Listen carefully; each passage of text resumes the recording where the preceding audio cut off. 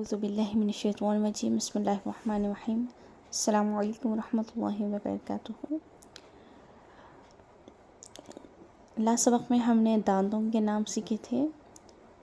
इस सबक में हम लिसान यानी कि ज़ुबान के कुछ हिस्से हैं उनको देखेंगे इंशाअल्लाह। हिस्से कौन कौन से हैं और उनके नेम्स क्या क्या हैं हम ये जानेंगे इंशाअल्लाह इस वीडियो में। तो इंशाअल्लाह आप इसको ध्यान से देखें और अदायगी में अमल में लाएं इंशाअल्लाह। चलिए आगे बढ़ते हैं इंशाअल्लाह। चलिए अब देखेंगे हम ज़ुबान के हिस्से और उनके नाम क्या क्या हैं। तो जैसे कि आप देख सक रही हैं ये स्ट्रक्चर यानी कि ये जो नक्शा बोले ये जो ज़ुबान उतरी हुई है ये देखें, ये है, इसको हम कहते हैं ज़ुबान, ठीक है। टंग जिसको हम कहते हैं, इंग्लिश में हम कहते हैं टंग और उर्दू में हम बोलें तो ज़ुबान। पर इनमें भी कुछ हिस्से हैं, वो कौन कौन से हैं चलिए देखते हैं।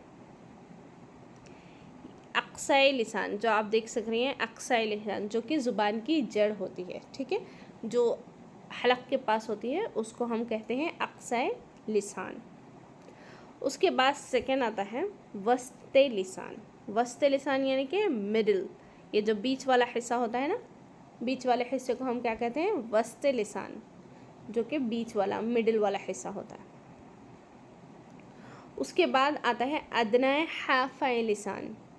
अदनाए हाफ़ाए लिसान जो कि इसके किनारे हैं यानी कि ज़ुबान के जो साइड्स होते हैं ना, पूरे नहीं, जहाँ तक ये टिक मार्क है वहाँ तक देखिएगा ब्लू कलर तक, तो वहाँ तक है अदनाए हाफ़ाए लिसान, ठीक है। तो ये जो ब्लू कलर के दोनों साइड्स के किनारे जो हैं वो है हाफ़ाए लिसान। उसके बाद आता है तरफ़ लिसान। तरफ़ लिसान यानी कि ज़ुबान की जो टिप होती है, ये सामने की जो हमारी नोक होती है, ज़ुबान की नोक, टिप बोले, नोक बोले, या ज़ुबान के सामने का हिस्सा, उसको हम कहते हैं तरफ़ लिसान, ठीक है।